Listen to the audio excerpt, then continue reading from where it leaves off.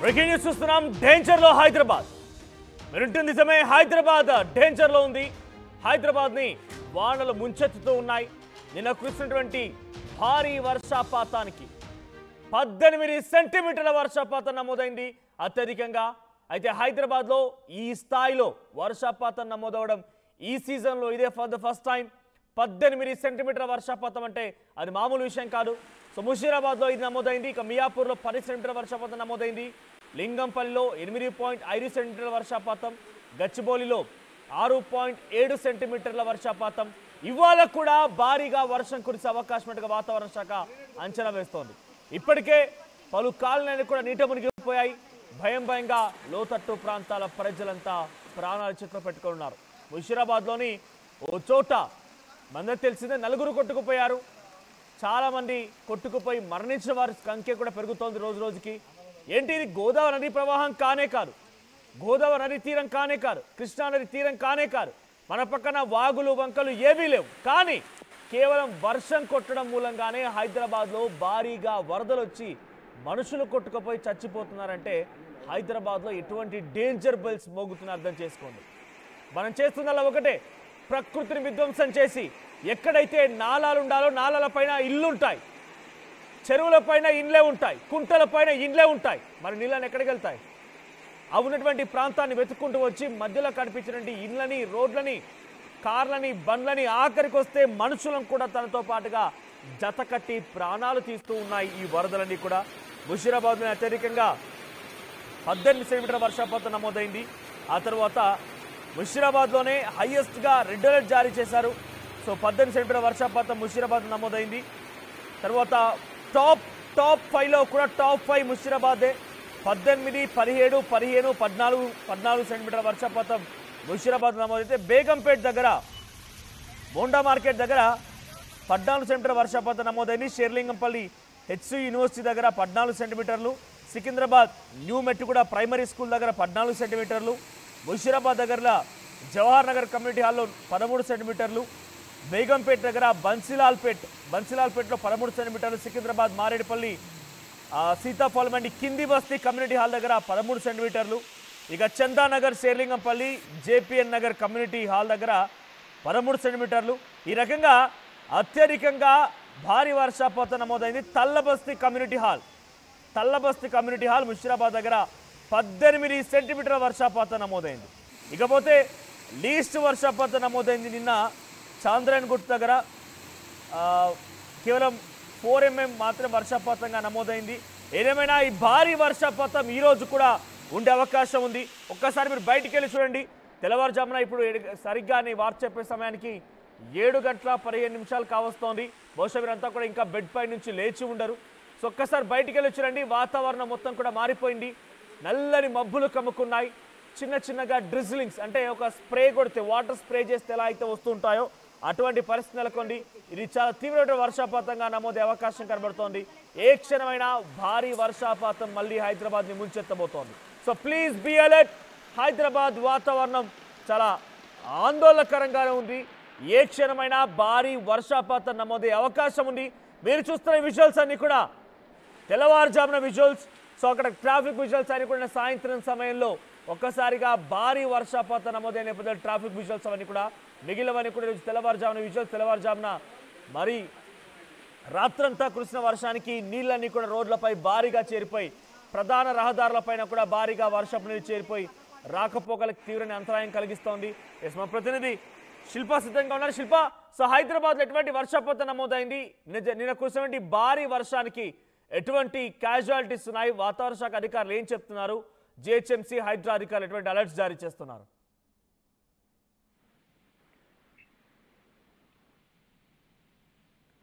Right శిల్ప, so హైదరాబాద్లో కురిసినటువంటి వర్షానికి సంబంధించిన అప్డేట్స్ ఏంటి? హైడ్రా మరియు జిహెచ్ఎంసీ అధికారులు ఏం చెప్తూ ఉన్నారు?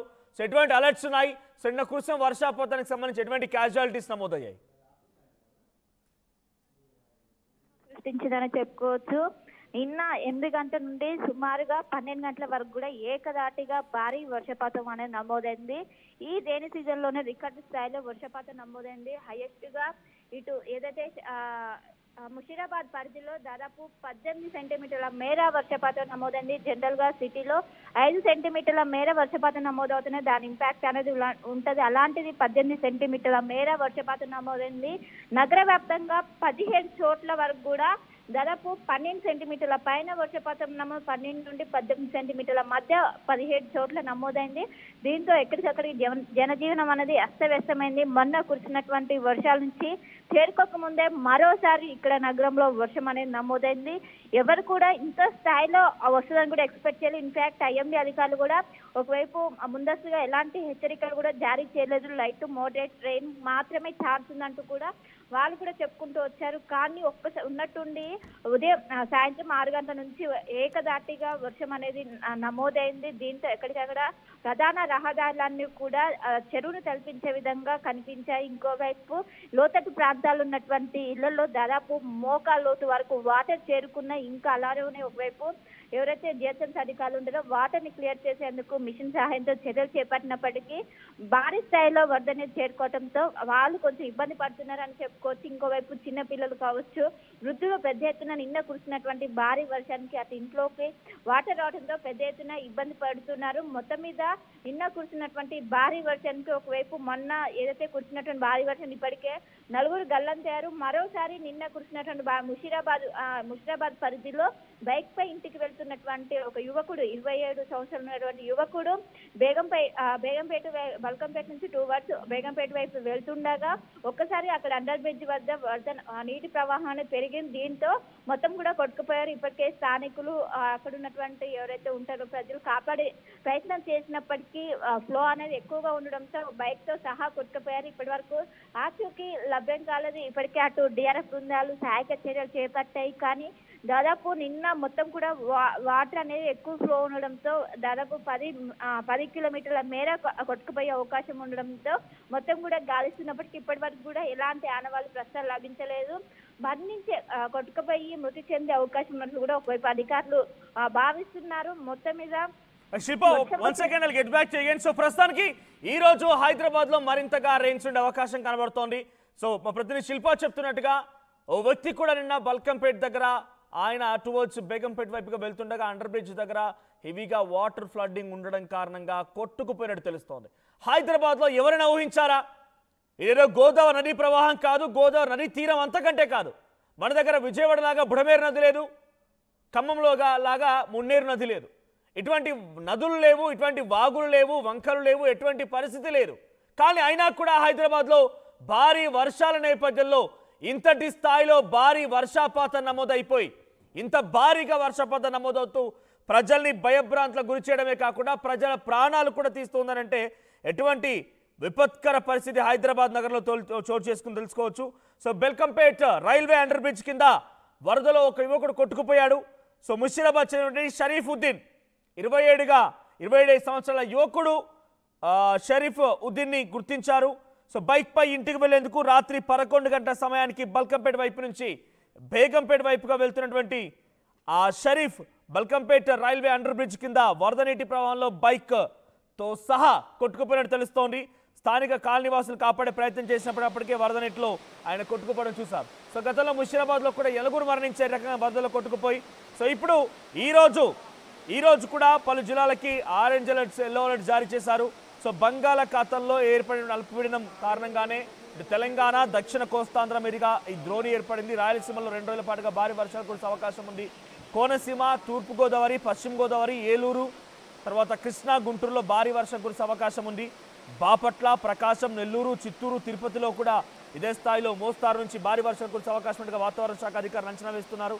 మరోవైపుగా 40 నుంచి 50 కిలోమీటర్ల వేగంతో ఈదురుగాలు కూడా వీచే అవకాశం ఉండగా వాతావరణ శాఖ అంచనా వేస్తోంది. సో ఈరోజు తెలంగాణ రాష్ట్ర వ్యాప్తంగా ఉన్నటువంటి ఆదిలాబాద్, కొమరంభీం, ఆసిఫాబాద్, జగిత్యాల, సిద్దిపేట, వికారాబాద్, సంగారెడ్డి, మెదక్, కామారెడ్డి, మహబూబ్ నగర్, నాగర్ కర్నూలుతో వర్షాలు భారీగా కురిసే అవకాశం ఉంది. 40 నుంచి 50 కిలోమీటర్ల వేగంతో ఈదురుగాలు కూడా వీస్తాయని వాతావరణ శాఖ అధికారులు చెప్తూ ఉన్నారు. ఇదిలా ఉంటే ఈరోజు వర్షాలపైన సీఎం రేవంత్ రెడ్డి కూడా సమీక్ష నిర్వహించబోతున్నారు. వర్షాలపైన ముఖ్యమంత్రి ఈరోజు మంత్రులు, ఉన్నతాధికారులు సమీక్ష నిర్వహిస్తారు. వర్షాలపై ఎటువంటి అప్రమత్తంగా ఉండాలని దానిపైన సూచనలు జారీ చేసే అవకాశం కనబడుతోంది. ఇక ఈరోజు ఏపీ అసెంబ్లీ సమావేశాలు కూడా ఉన్నాయి కాబట్టి ఏపీ వ్యాప్తంగా కూడా కొంత ఈ విషయం పైన కొంత ఉత్కంఠ రేపు అవకాశం ఉంది. వర్షాలపై ఎటువంటి డిసిషన్ తీసుకుంటారో చూడాలి.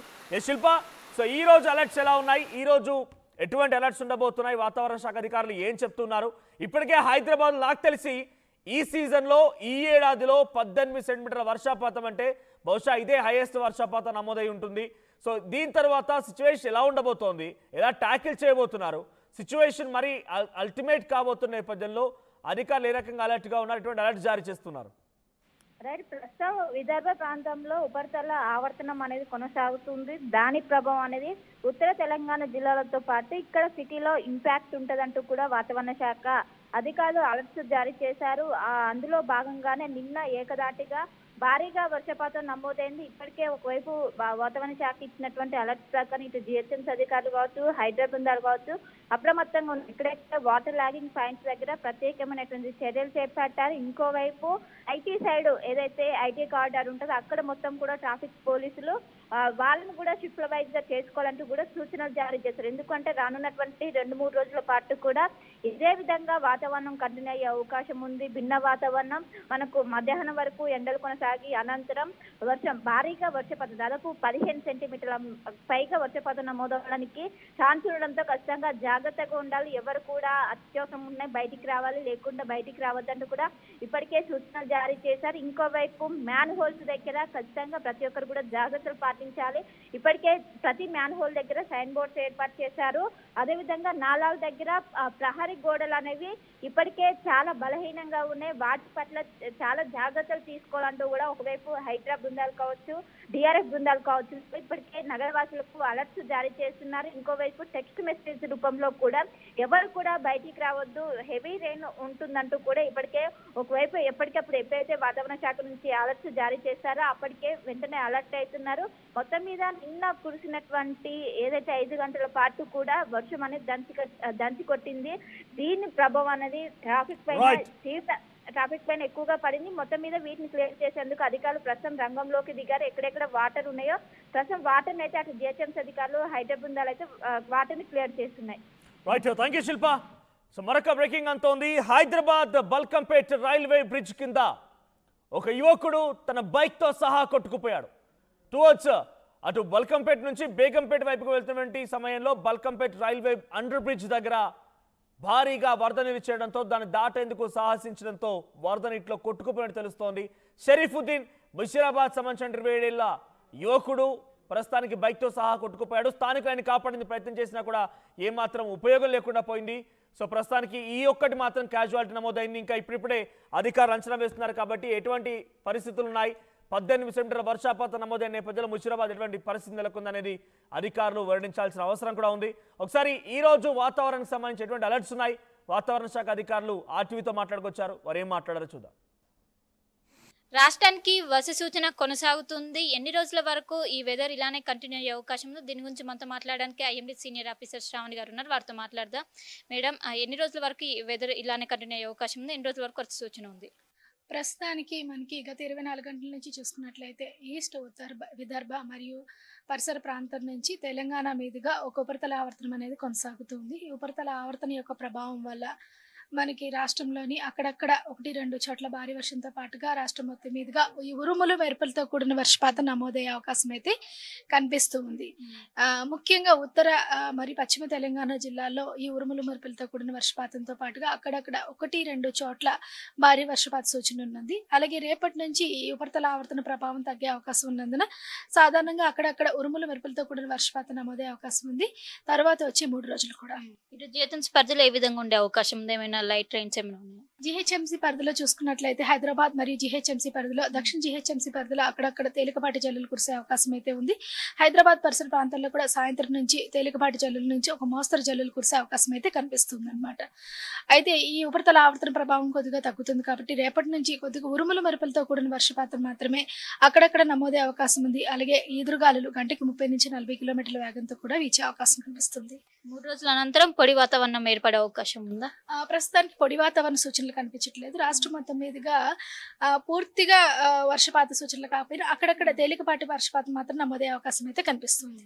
సెప్టెంబర్ నెల మధ్యలోకి వచ్చాము, అనుకున్న స్థాయిలో వర్షపాతం ఉందా, ఏ విధంగా ఉంది మేడం? ప్రస్తుతానికి మనకు అనుకున్న స్థాయిలోని వర్షపాతం నమోదైంది. దానికంటే కొంచెం అత్యధికంగా మనకి జూలై మధ్యవారం నుంచి అంటే మధ్య నుంచి దాదాపుగా ఆగస్టు పూర్తిగా మనకి సాధారణం కంటే అధికంగా నమోదవడం, అదేవిధంగా సెప్టెంబర్ మొదటి వారంలో కూడా మనకి అధిక వర్షపాతం నమోదవుతూ ఉండడం వల్ల రాష్ట్రం మొత్తం మీదుగా సాధారణంగానే ఉండైతే నమోదవుతున్నాయి అన్నమాట వర్షపాతం. అంటే సెప్టెంబర్తో వర్షాకాలం కూడా ముగుస్తుంది. మొత్తం ఈ సంవత్సరం ఏ విధంగా ఉంది?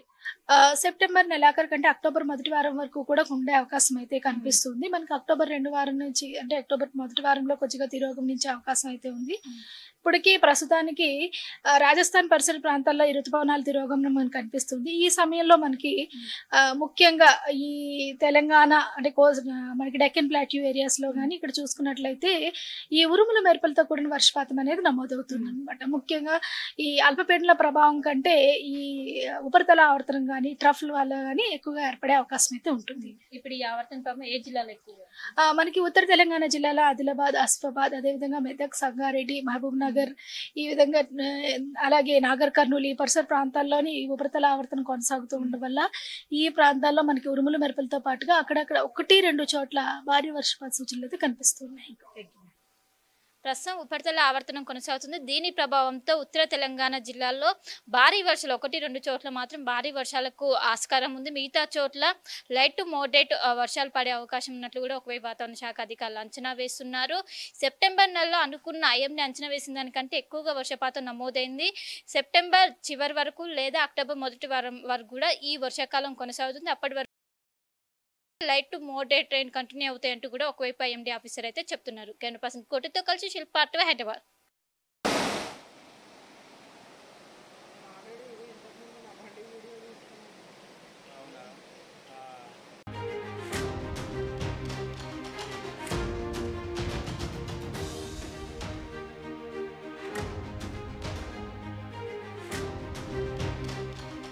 బ్రేకింగ్ న్యూస్ చూస్తున్నాం. డేంజర్లో హైదరాబాద్. వింటుంది నిజమే, హైదరాబాద్ డేంజర్లో ఉంది. హైదరాబాద్ని వానలు ముంచెత్తుతూ ఉన్నాయి. నిన్న కురిసినటువంటి భారీ వర్షపాతానికి 18 సెంటీమీటర్ల వర్షపాతం నమోదైంది అత్యధికంగా. అయితే హైదరాబాద్లో ఈ స్థాయిలో వర్షపాతం నమోదవడం ఈ సీజన్లో ఇదే ఫర్ ద ఫస్ట్ టైం. 18 సెంటీమీటర్ల వర్షపాతం అంటే అది మామూలు విషయం కాదు. సో ముషీరాబాద్లో ఇది నమోదైంది, మియాపూర్లో 10 సెంటీమీటర్ల వర్షపాతం నమోదైంది, లింగంపల్లిలో 8.5 సెంటీమీటర్ల వర్షపాతం, గచ్చిబౌలిలో 6.7 సెంటీమీటర్ల వర్షపాతం. ఇవాళ కూడా భారీగా వర్షం కురిసే అవకాశం ఉన్నట్టుగా వాతావరణ శాఖ అంచనా వేస్తోంది. ఇప్పటికే పలు కాలనీలు కూడా నీట మునిగిపోయాయి. భయంగా లోతట్టు ప్రాంతాల ప్రజలంతా ప్రాణాలు చేతిలో పెట్టుకున్నారు.